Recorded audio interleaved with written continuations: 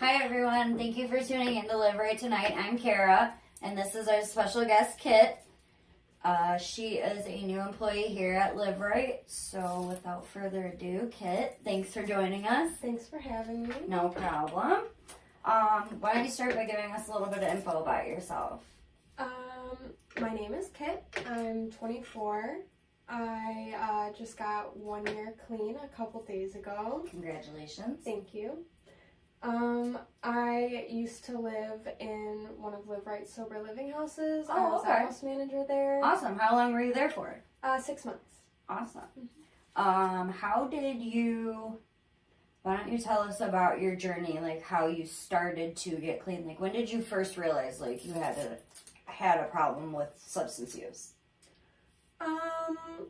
Probably when I was around 20. I had, before that, just thought I really enjoyed drinking. And then around like my early 20s, it started to get really problematic, and I was sick all the time, and that's when I like really knew it was a problem, was when I couldn't not drink because I was sick. Yeah, that definitely, once you realize like, hey, this is becoming a habit, and then the physical addiction that comes along with, you know, opiates, alcohol, that kind of thing, definitely will raise some red flags. Yeah. How did you go about, like, when you first realized it was an issue, did you get clean right away, or did you start to kind of slowly implement, like, recovery things into your scheduling, or how did that work? I sort of jumped in and slowly implemented things. I went to rehab, which was a huge jumping in thing, but I didn't really take any of the things from rehab and implement them into my life until I had been to rehab a few times. Yep, been there. Yeah. I know a lot of us struggle with, you know, not everyone gets clean the first time they go to rehab, or they're not ready. I know for me that was the case. The first few times I went to rehab was more or less to appease other people. Yeah. I'd get out and go right back to the same stuff. So yeah. I do understand that. The first few times that you did go to rehab, did you ever live in like sober living after that, or was it just this last time around? It was just this last time around, and I really think that's like what made a large part of the difference this time. Right.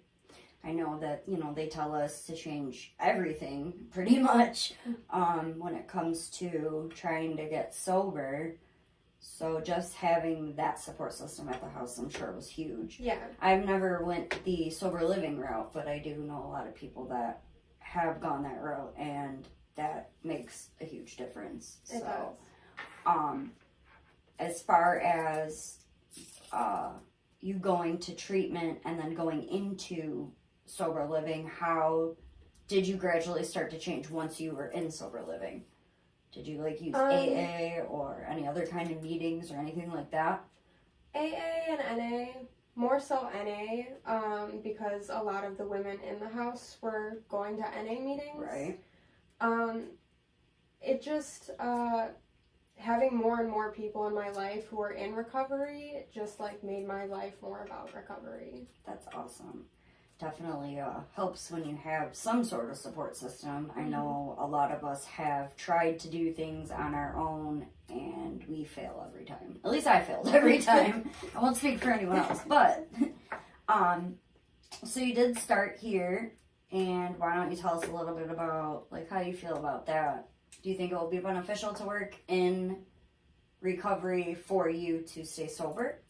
I definitely think so. I have for a long time wanted to work in like recovery in some aspect, whether it's like in a rehab facility or something like that. I've wanted to be able to give back and help people like who were in my shoes, or right. You know.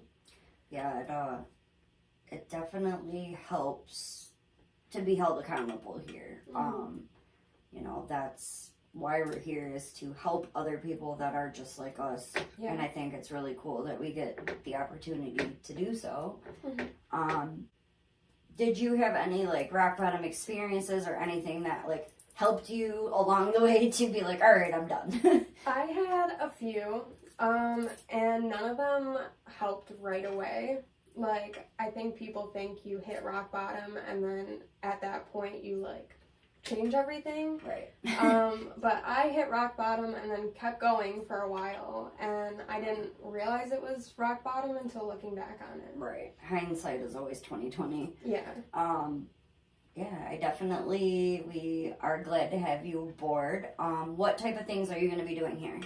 I'm going to be doing outreach work, PRC, working with teens specifically. I know we just got a grant for that. Yep. That's what Brenda brought me on for. That's awesome. We could definitely use you in that program. Which reminds me, I will stop and say that we do have a new team program. I mentioned it before in previous podcasts, but we are implementing it 3 days a week now, Monday, Wednesday, Friday, every week. And we will also be doing like homework help. We'll have a tutor here to help meet teens individually if they need some extra help. So I did want to touch base on that again, just to kind of get the word out there.